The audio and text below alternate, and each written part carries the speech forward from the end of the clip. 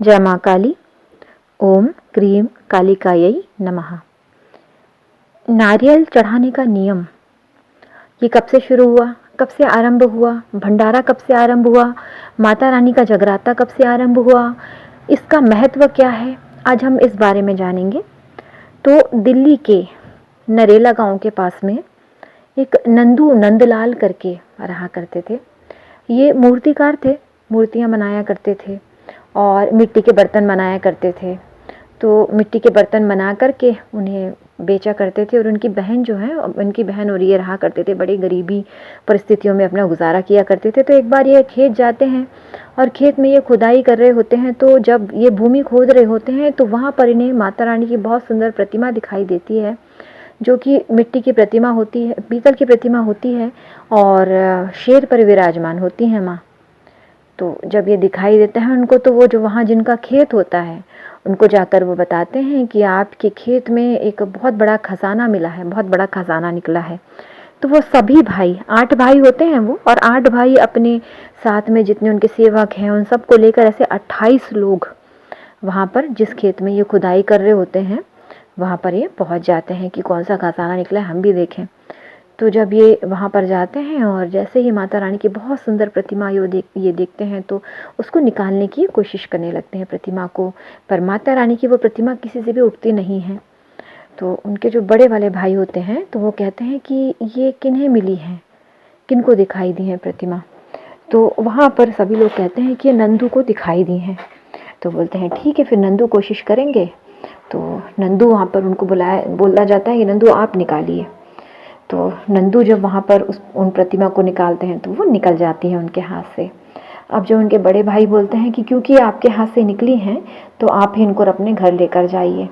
तो नंदू जी कहते हैं कि मैं तो एक गरीब व्यक्ति हूँ, मैं कैसे सेवा कर पाऊँगा। तो सभी भाई कहते हैं कि जब ये हमारे हाथ से निकलना ही नहीं चाहती हैं, तुम्हारे हाथ से ही निकली, तो तुम अपने घर इनको लेकर जाओ। अब जो नंदू हैं, जो नंदलाल हैं, उन्हें अपने घर लेकर चले जाते हैं। अब जब वो घर लेकर जाते हैं उनको, तो वो भगवती से पूछते हैं कि माँ कैसे आपका स्वागत करूँ, मैं तो बड़ा गरीब हूँ, कैसे।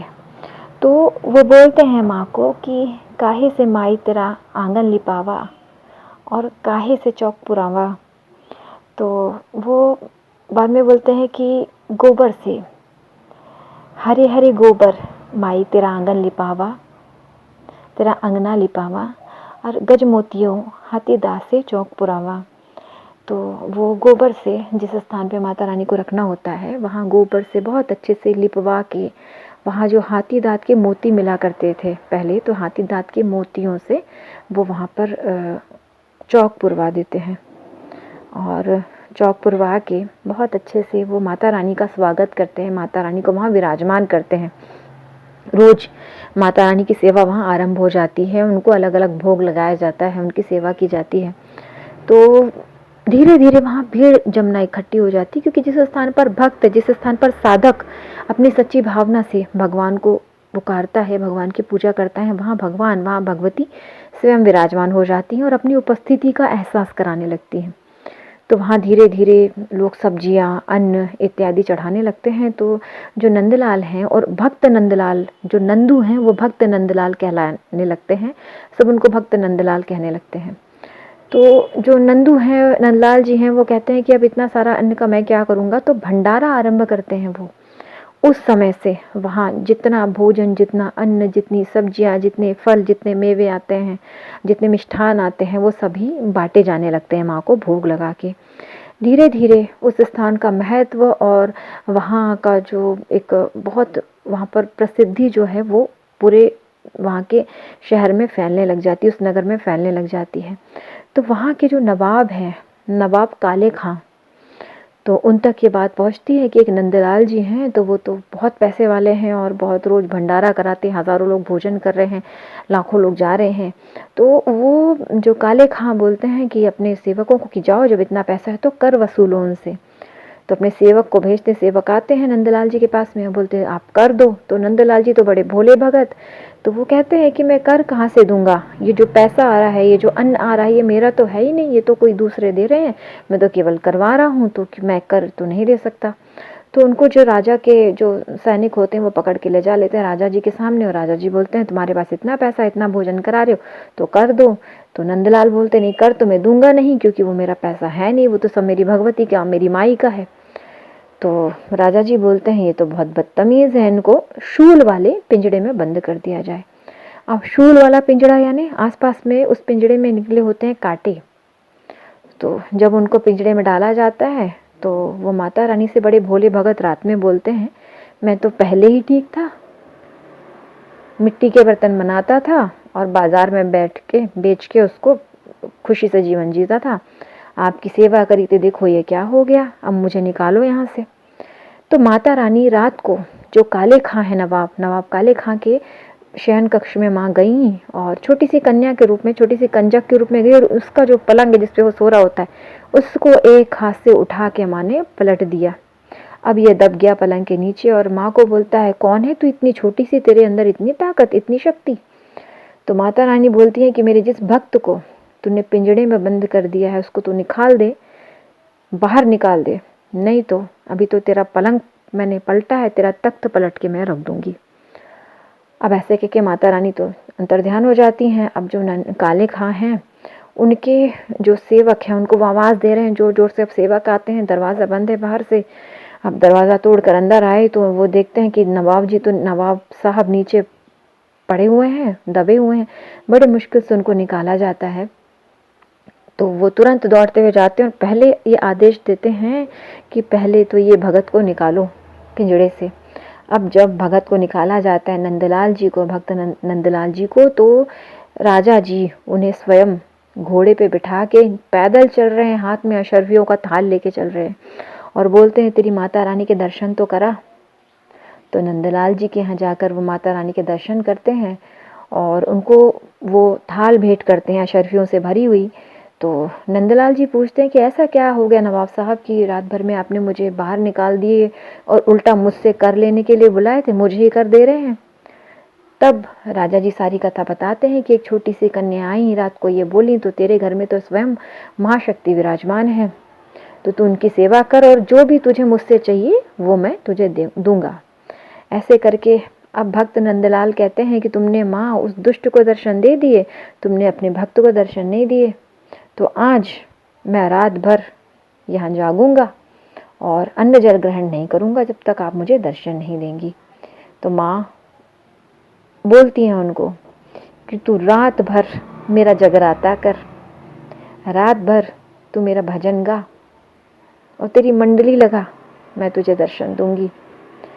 तो अपनी मंडली को बुलाते हैं नंदलाल जी और रात भर वो जागरण करते हैं माता रानी का। तो जैसे ही माता रानी का जगराता होता है, जैसे ही उनकी अरदास शुरू होती है, जैसे ही बोलते हैं सच्चे अजोता वाली माँ तेरी सदा ही जय, जैसे ही जय माता दी बोला जाता है तो माता रानी अपने शेर को बुलाती हैं, अपने सिंह को बुलाती हैं, सिंह के ऊपर वो लाल कपड़ा वस्त्र बिछाती हैं और बस अपनी सवारी पर निकल जाती हैं। तो उनके लंगूरे यानी जो माता रानी के सेवक होते हैं ना आसपास चलते हैं, उनको लंगूरे कहते हैं। तो उनके लंगूरे बोलते हैं कि माँ कहाँ चली अकेले अकेले। तो माँ बोलती है मेरा भक्त पुकार रहा है तो मैं जाऊंगी। तो वो बोलते हैं हम भी चलेंगे आपके साथ में। तो माता रानी बोलती हैं चलिए। तो आगे चल रहे हैं वीर हनुमान, पीछे चल रहे हैं भैरव और आसपास चल रहे हैं माता रानी के लंगूरे। तो जब वहाँ माता रानी आती हैं तो सब डरने लगते हैं। तो भक्त नंदलाल कहते हैं डरने की आवश्यकता नहीं है, मेरी माँ आई हैं, माँ की बड़ी सेवा पूजा होती है वहाँ पर, माँ दर्शन देती हैं, सब अच्छे से होने लग जाता है। अब धीरे धीरे वहाँ भीड़ लगना शुरू होती है। कोई भक्त पूजन सामग्री ला रहे हैं, कोई अलग अलग सामग्री लेकर आ रहे हैं। कुछ भक्त गरीबों के शीश काट के वहाँ पर माँ को भेंट कर दिया करते थे। उसी समय माँ के भगत हुए धानु भगत, जो माँ शारदा के भगत कहलाए, उनकी परीक्षा अकबर ने ली कि उन्होंने पहले घोड़े का सर काटने के लिए कहा था। घोड़े का सर जब उन्होंने काट के चढ़ाया और ध्यानु ने अपना भी सर काटने के लिए जब एक संकल्प लिया था, तो माँ ने घोड़े का सर भी जोड़ा था और धानु भगत का सर भी माँ ने जोड़ी थी मैया ने। तो उस समय जब ध्यानु भगत का सर माँ ने वापस किया उनको, ध्यानु भगत की माँ ने परीक्षा ली थी और अकबर को हारना पड़ा था ध्यानु भगत की भक्ति के आगे। तो उसी समय ध्यानु भगत ने भी जब शीश चढ़ाया था और माँ ने उनका शीश वापस किया, तो यहीं पर जो नंदलाल हैं वहाँ पर ध्यानु भगत ने माता रानी को कहा कि माँ, अब कोई व्यक्ति शीश ना चढ़ाए तो क्या अर्पण करें, क्या भेंट करें आपको। तो माँ ने उस समय ये कहा था कि जो भी व्यक्ति मुझे श्रीफल भेंट करेगा, श्रीफल यानी नारियल, नारियल एक बलि के अंतर्गत आता है। अगर आपकी कोई भी विशेष मनोकामना हो तो नारियल को लाल मौली से बांध करके मंदिर में चढ़ाया जाता है। लाल मौली से नारियल को अब बांध दें और साथ में पान, सुपारी, 7 सुपारी, 2 पान, लौंग और कुछ दक्षिणा के रूप में 11 रुपये आप रख सकते हैं। कोई विशेष मनोकामना है तो नारियल का जोड़ा आप चढ़ा सकते हैं। तो तब से जब नारियल माता रानी ने आशीर्वाद दिया कि नहीं, अब मुझे शीश की बलि नहीं चढ़ेगी, शीश की बलि मुझे मत दीजिए, अब तो कौन सी बलि चढ़ाएं, तो श्रीफल की बलि चढ़ाएं। तब से श्रीफल चढ़ना, तब से नारियल चढ़ना वहाँ पे आरंभ हुआ। ये नियम, ये रीति, ये पूजन आरंभ हुआ कि नारियल जो चढ़ाएगा विशेष मनोकामना को लेते हुए, विशेष मनोकामना की पूर्ति के लिए, तो माता रानी उनकी मनोकामना अवश्य पूर्ण करेंगी। जगराता उसी समय से आरंभ हुआ कि रात भर माता रानी को पुकारें तो माता रानी की चौकी सजा के रखते हैं, तो माता रानी वहाँ दर्शन अवश्य देती हैं। भंडारा भी तभी शुरू हुआ कि माँ को भोग लगा कि हम जिनको भी भोग वो ग्रहण करवाएंगी, वो भोग प्रसादी हम बांटेंगे, तो माँ स्वयं अन्नपूर्णा के रूप में वहाँ विराजमान हो जाएंगी। अगर आपकी कोई भी विशेष मनोकामना है, नारियल में मौली बांध के कुछ सिक्के, 11 रुपये, लौंग के साथ में, पान के साथ में अवश्य माँ को अर्पण करें। अगर आपका कोई व्रत है और व्रत का उद्यापन करना है आपको, तो आप नारियल को तोड़ सकते हैं। कोई भी विशेष त्योहार है जहाँ नारियल तोड़ना आवश्यक है तो नारियल को तोड़ा जा सकता है। लेकिन अगर कोई आपकी विशेष मनोकामना है जो आपको पूर्ण करने के लिए नारियल चढ़ाना है, तो नारियल में आप मौली लपेटें और उसमें लौंग, बताशा, आप जो भी रखना चाहें, दक्षिणा, वो ये बोलते हुए माँ को अर्पण करें कि माँ, मेरी ये मनोकामना है, इस मनोकामना को लेते हुए मैं आपको ये नारियल अर्पण कर रही हूँ, अर्पण कर रहा हूँ। ऐसे करके माँ को आप प्रणाम करें। तो है ये नारियल की कथा कि उस समय से नारियल चढ़ना आरंभ हुआ, उस समय से भंडारा आरंभ हुआ, उस समय से माँ का जगराता आरंभ हुआ। जय माँ काली।